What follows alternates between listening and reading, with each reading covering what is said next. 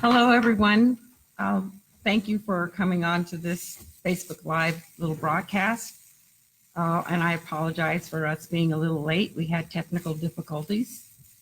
But today, we, the executive committee, and our staff CEO, Dave Tanner, is going to update us on what's going on with COVID in relationship to SAR.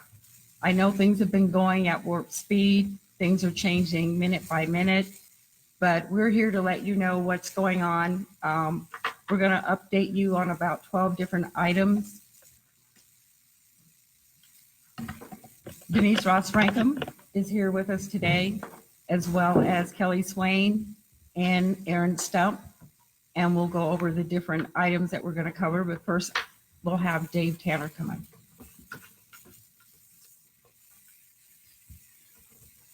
Good afternoon, everybody. These are kind of difficult times for all of us, so I want to give you an update on where we are here at the association. Effective at 4:30 p.m. today, March 18th, 2020, SAR will be operating as a virtual association. Staff members will be working remotely, but they will be working. Our goal is to keep the impact on individual members to a minimum. At the present, we expect to continue operating virtually through April 3rd, 2020, unless extended based upon the situation as it develops. Every staff member can access their sacrealtor.org email account from home, so your emails will be received and responded to as normal. Individual email addresses for all employees are available at several locations, including in the monthly newsletter and at sacrealtor.org. If a member wants to make purchases from the retail center, they can do so online at the website, realtysupplycenter.com. Staff will come in as necessary to arrange delivery of items ordered. If you want personnel, you can do so by email at store@sacrealtor.org. That email goes to all store personnel, and the first employee available will respond. Likewise, with member services, applications for membership or changes should be submitted online. For those few items requiring a presence at the member service counter, an appointment can be scheduled, for instance, for the purchase of a new lockbox. Emails with any questions can be sent to membership@sacrealtor.org, which will be sent to all employees and member services, and the first available will respond. Many classes will continue to be presented as scheduled online using Zoom. This includes the BTI and the Property Management series of classes. All registered students will receive a link to the class. Access can be obtained through a laptop or smartphone. You'll need to download the free Zoom app in advance. There is no charge for the student for this service. Committee chairs will work with their staff liaisons to determine if committees need to meet to plan current or future activities. If the committee will meet, we will do that virtually through Zoom. Committee members will be advised either that the committee will not meet or they will be provided with a link to the Zoom meeting. You will need to download the free Zoom app in advance. There is no charge to the member for this service. Our goal is to work through these challenging times with minimum negative impact to our members or their business interest. Please let us know if there's anything else we can do to help. Now I'll turn it back over to Judy.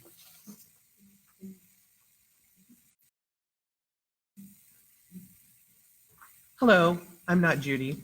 Denise Ross-Frankham, your immediate past president.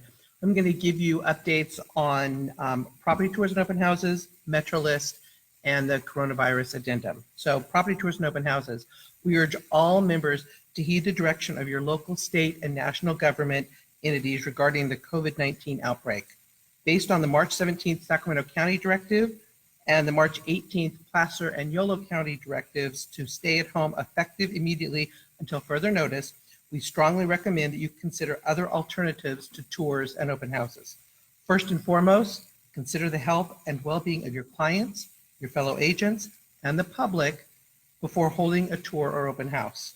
We also suggest you seek the advice of your designated broker and consider the wishes of your clients and how to market their properties at this time. Moving on to MetroList. They have posted a variety of updates regarding considerations for open houses and showings, and MetroList is working on temporarily relaxing the rules by allowing posting of video tours for those owners that do not want people entering their properties.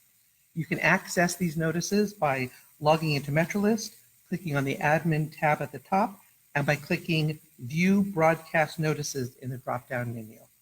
And then lastly, CAR has created and provided a coronavirus addendum/amendment. It's form CVA, V as in Victor, and is available in zip forms now. Next up, Kelly Swain. Hi, everybody. Kelly Swain, your president-elect. Thanks for taking time to be with us today. I'm going to update you a little bit on some of the current business items that we need to be aware of. As of this moment, lending and financial institutions are operational. According to correspondence received from some companies, they are considered essential businesses and will remain open. You may want to be sure to get cell phone numbers from your escrow officer or lender so that you can stay in contact with them in case they are working from home. Some nuances to our transactional processes may take more time. For example, certain types of liens may take longer to research, and as such, you may see some delays getting preliminary title reports, or you may want to be sure to review those reports for unusual exceptions to title insurance coverage. Also, some mortgage servicing companies may be slower to respond when they're receiving that request for the loan payoff demand. And on lending side, things like the verification of employment may take longer as some businesses are closed or working with reduced staff.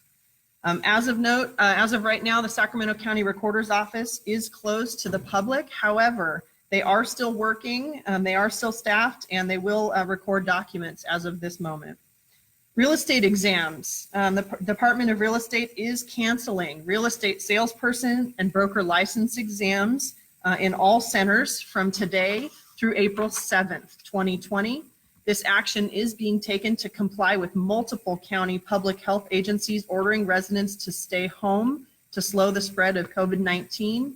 Examinees affected by these cancellations will be notified by email and will be allowed to reschedule their canceled exam dates using DRE's e-licensing system. Exam rescheduling fees will be waived for this cancellation event.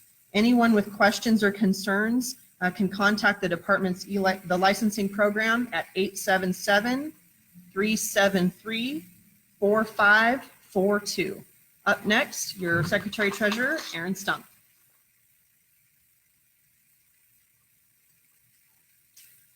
Hello, everyone. Thanks for tuning in today. Wow, it looks like I'm really short compared to everybody else. I'm going to do that just so you can see me a little bit better. All right, so I'm going to give you some updates. First, we're going to give Sacramento's temporary moratorium on tenant evictions relating to COVID-19. So the City Council met yesterday afternoon and enacted this to protect tenants from displacement relative to the virus. It's effective immediately, but you should know it's not retroactively applied if a tenant's already delinquent with their rent. It applies to all residential units within the city limits. And again, you know, we're talking about the Sacramento City Council within the city limits. This is a very specific area of Sacramento. So be sure that if you're a landlord or advising a landlord to seek information, that this actually applies to them within the city limits. The moratorium applies to evictions due to non-payment of rent due to COVID-19, and very specifically because the tenant was sick or caring for a COVID-19 infected family member or household member. The tenant experienced a layoff or other reduction of income associated with COVID-19. The tenant's compliance with a recommendation from a government agency to stay home, self-quarantine, or avoid congregating. Or the tenant needed to miss work to care for a homebound school-aged child. The tenant must do all of the following. The tenant must notify the landlord in writing before rent is due that the tenant has a valid reason for delayed payment of rent. They must provide verifiable documentation of their covered reason. And then they must pay the portion of rent that they can afford to pay at that time.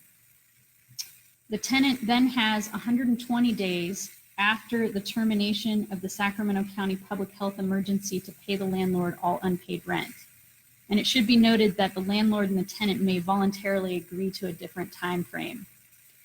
The County of Sacramento and other local cities at this time have not yet announced proposals for a similar ordinance. So again, we're talking specifically about the City of Sacramento properties rented within the city limits. A couple other updates.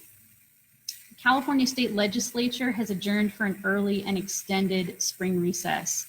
Before suspending their session, they passed an emergency spending bill that infuses additional funds into public schools for cleaning and to maintain funding despite suspending operation.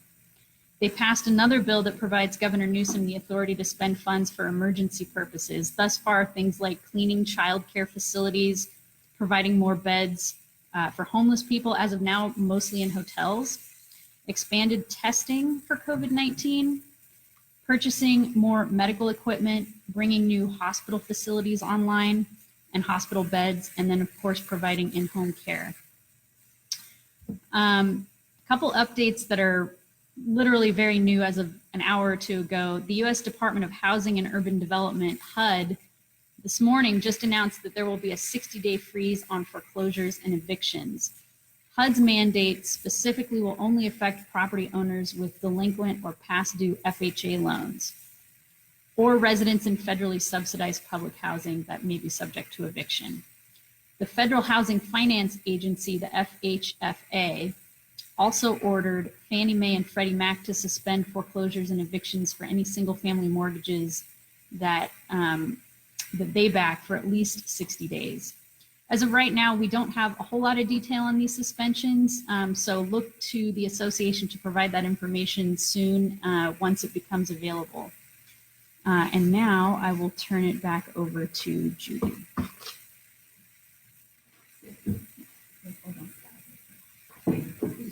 Hello again. I'm going to talk to you about some things that you could be doing while you're at home. The first thing is complete your 45-hour license renewal education. You may do this for free as a CAR member benefit. And you can go online to car.org and /education/license renewal. We'll have a couple of websites that you'll need to go to, and those will be posted on our CAR website because there's so many of them that you can take a look at. The second is complete the NAR C2EX program online for free. Listen to the CAR's podcast, Housing Matters. The topic of their most recent episode recorded a few weeks ago is the impact of coronavirus on the housing market.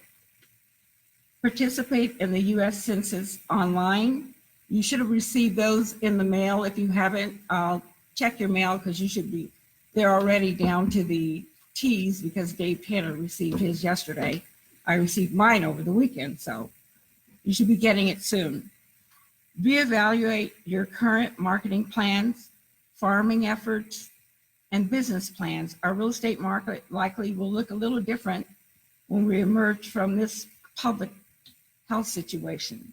So be ready to make some adjustments in your business.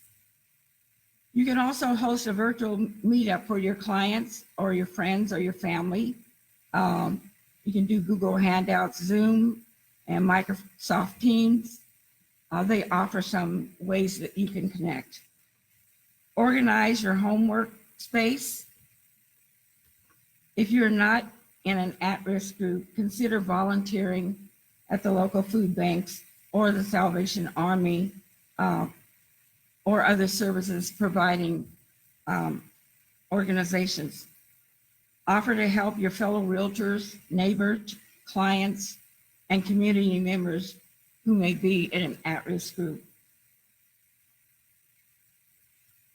Realtors, as you know, we're an integral part of our community. We should all endeavor to continue to be a voice of optimism and a resource for our communities. This is a time of unprecedented uncertainty, and people will look to us during this time to be leaders, to be the voices of resolve and the voice of reason. I am confident that we will see some of the very best that we have to offer as humans while we all band together to get through this. We will experience ingenuity, creativity, kindness, community, and hope in abundance in days ahead. And I want us to celebrate those victories as we face the challenges to come. With that, I'm going to turn you over to Dave. He has one more thing to say. And again, thank you for your patience and thank you for tuning in to our Facebook Live update, which we'll have more of in the coming weeks. Okay, and since we come on, we did have one question that came in, so I want to answer that question. The question was, will Metrolis be modifying their days on market rules for properties being removed from the market? And the answer to that is, at the present time, Metro rules will remain in effect. However, you should know that if rather than taking the property off the market, you put it in a hold status, days on market counter is suspended during the time it's on hold. So that might be the way you choose to go when you decide you don't want that listing being shown. Just change it to a hold status and days on market counter will stop.